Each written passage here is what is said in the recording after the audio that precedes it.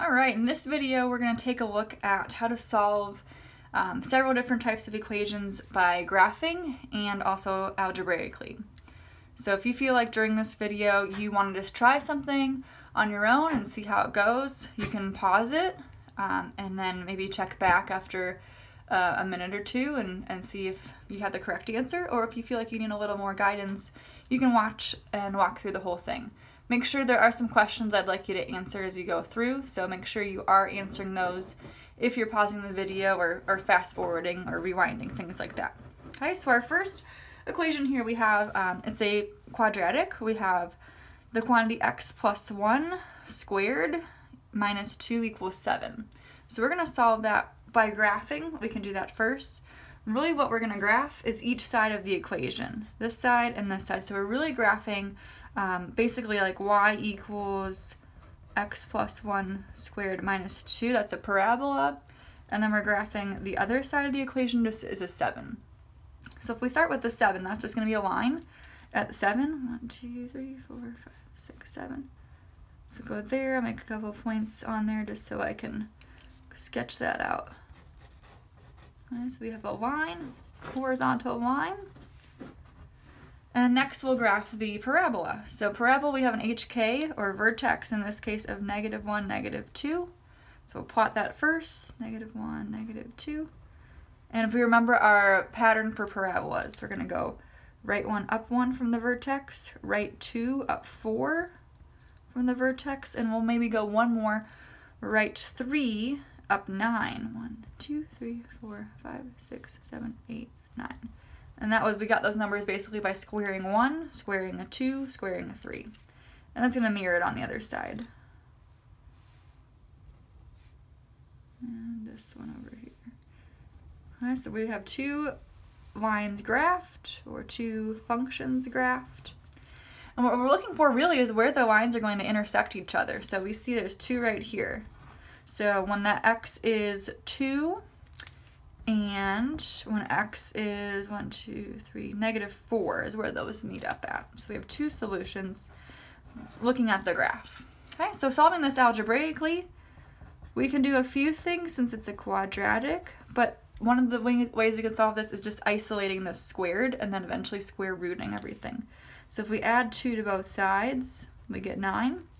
Now we have the squared all by itself, we can square root it.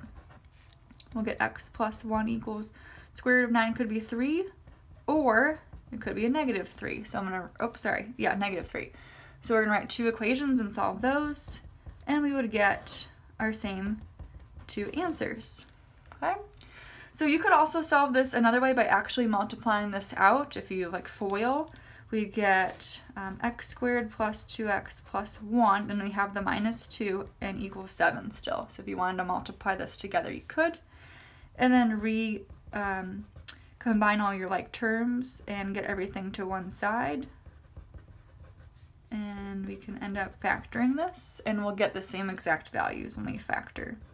So this one you have an option, right? Things that multiply to -8, 4, and 2, we'll make one of them negative to get us a positive 2x when we put it back together. And then you'll get those same answers from graphically and from the other algebra equation. So something we've talked about before, but I just want to make sure we point out again, is what extraneous solutions are. And an extraneous solution technically is a solution of a simplified version of an equation.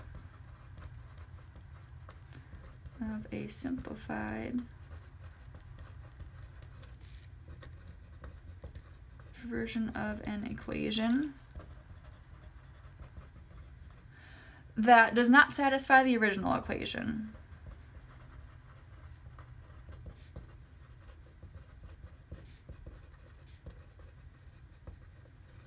Another way to think of that is the value we get is excluded from the original domain, so we can't actually use that.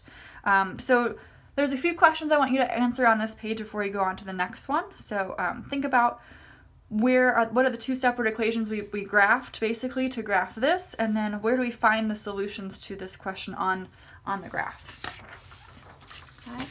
Next, let's look at a different type of functions. We have a square root function. So again, we really are graphing this one side and then the other side and seeing where they intersect. So this side's a line, so I'll start with that one first. 1, 2, 3. Slope is -2, down 2 and over 1, down 2, over 1.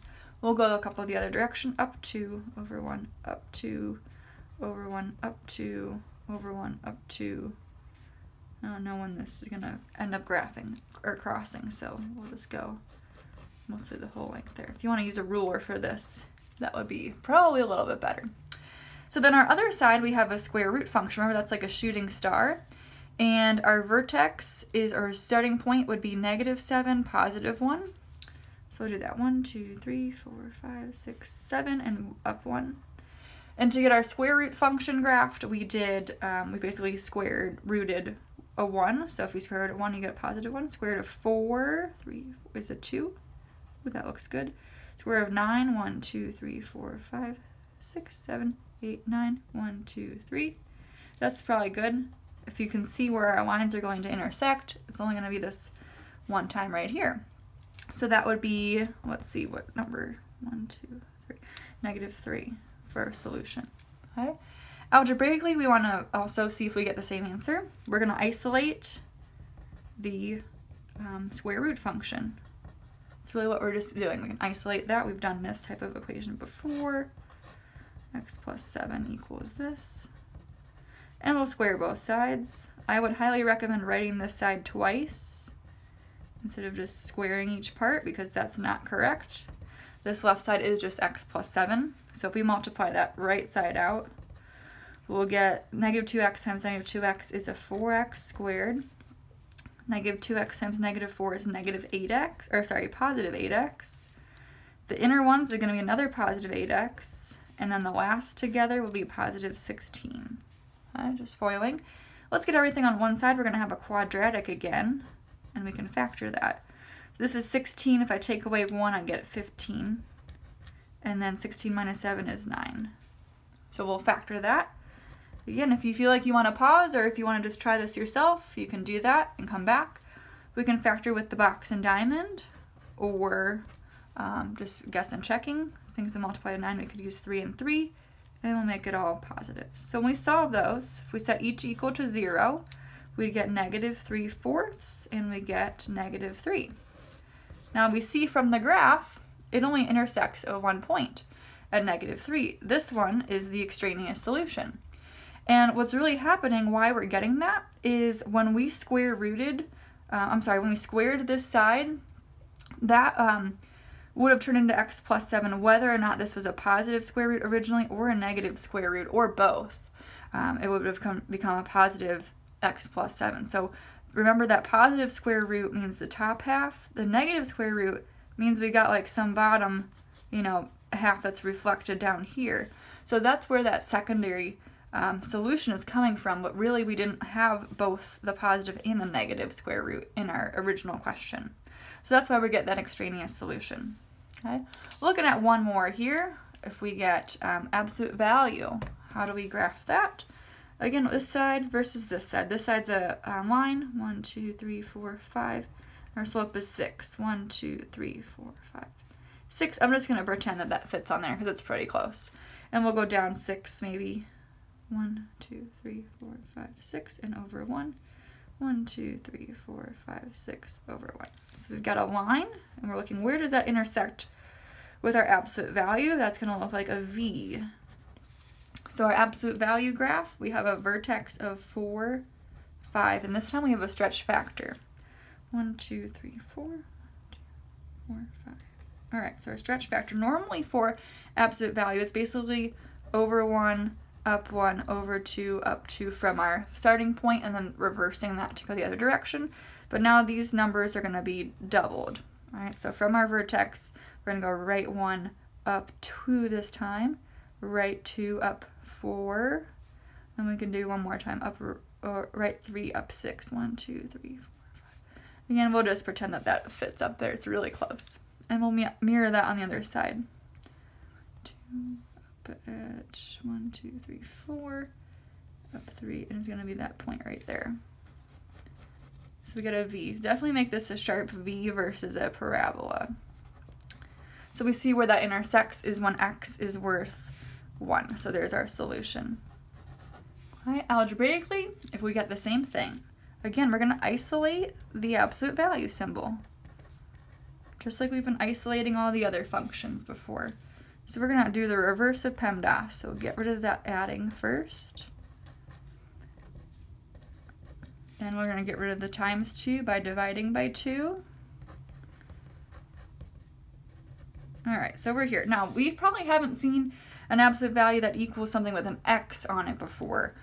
If this was just absolute value of x minus 4 equals 3, we'd make two equations, one that says x minus 4 equals 3, and one that says x minus 4 equals negative 3. We're going to do basically the same thing, the positive and negative version of that, positive negative version of that whole entire quantity. So we're going to still do x minus 4 equals 3x, then we'll do x minus 4 equals the negative version of this, which is just negative 3x. If there was two terms right here, let's say it was 3x plus 1, we'd have to do negative of both of those terms. And then we'll solve each of them. So we'll minus x, we get negative 4 equals 2x, divide by 2, x is negative 2. The other one,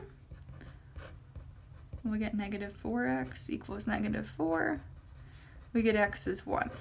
Okay, so this again, we have an extraneous solution here of that negative 2, that our graphs don't intersect there, and it's not like we were missing it, they're not going to intersect. So our answer is just x is worth 1.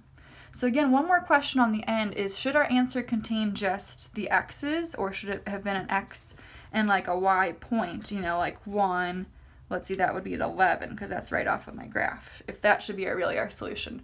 Well, really, in the original question, it was just, the only variable present was an x, right? So our only solution is going to be x. If we add in a y, there was no y in this problem to begin with, so that wouldn't make any sense. So just the x is our solution for these kinds of questions. Make sure you bring any questions you have to class, or make sure you ask some other time to make sure that gets clarified.